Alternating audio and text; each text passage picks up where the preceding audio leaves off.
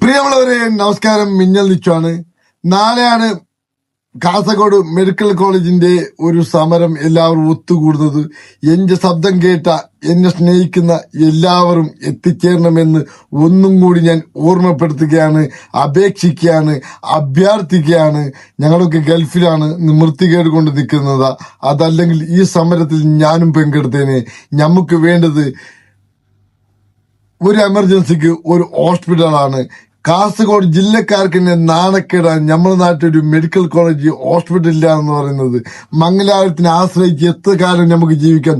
അതുകൊണ്ട് ആണുങ്ങളെടുത്തായാലും പെണ്ണുങ്ങളെടുത്തായാലും എല്ലാ മക്കളെടുത്ത് ഞാൻ പറയുന്നുണ്ട്, ജാതി മതം നോക്കാതെ നിങ്ങളെല്ലാവരും ഈ സമരത്തിന് ചേർന്നുകൊണ്ട് നിങ്ങൾ ഈ സമരത്തിന് വൻ വിജയമാക്കി തരണമെന്ന് ഞാൻ അഭ്യർത്ഥിക്കുന്നു, അപേക്ഷിക്കുന്നു.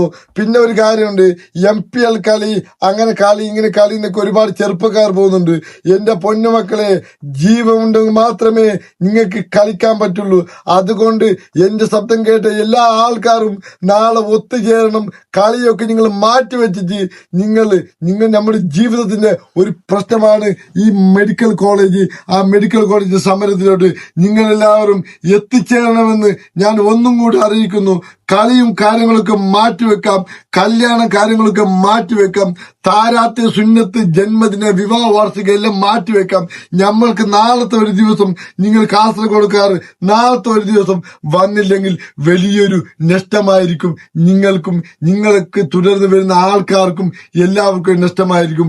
നമ്മളെ ഓരോ ആൾക്കാരെ ജീവൻ ഇരിക്കുന്നത് ഈ മെഡിക്കൽ കോളേജ് ഹോസ്പിറ്റലിന്റെ ഒരു പേരിലാണ്. അതുകൊണ്ട് നിങ്ങൾ എല്ലാവരും ഇതിന് പങ്കെടുക്കണമെന്ന് വിനീതമായി ഞാൻ അഭ്യർത്ഥിക്കുന്നു, വിനീതമായി അപേക്ഷിക്കുന്നു. ഇതിന് തുടക്കം വെച്ച ഖാദറിനും അതുപോലെ തന്നെ ഒരുപാട് ബ്ലോഗർമാർക്കും എന്റെ പേരിലും സ്വന്തം എല്ലാ നാട്ടിന്റെ പേരിലും നിങ്ങൾക്ക് ഒരു നന്ദി അർപ്പിക്കുന്നു. അന്ന് എന്റെ വാക്ക് നിർത്തുന്നു. നന്ദി, നമസ്കാരം.